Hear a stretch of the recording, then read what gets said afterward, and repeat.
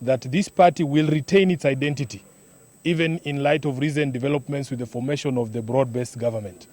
That tells me that the young people in this party know who they are, they know themselves, and they know their party.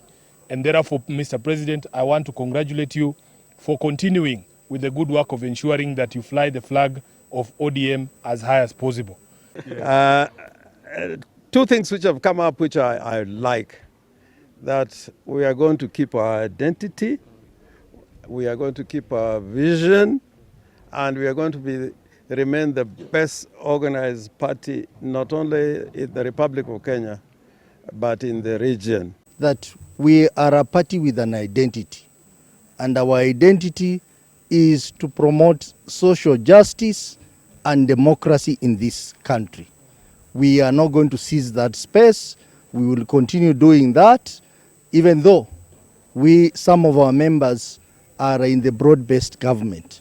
We will pursue that path for the benefit of all the Kenyans.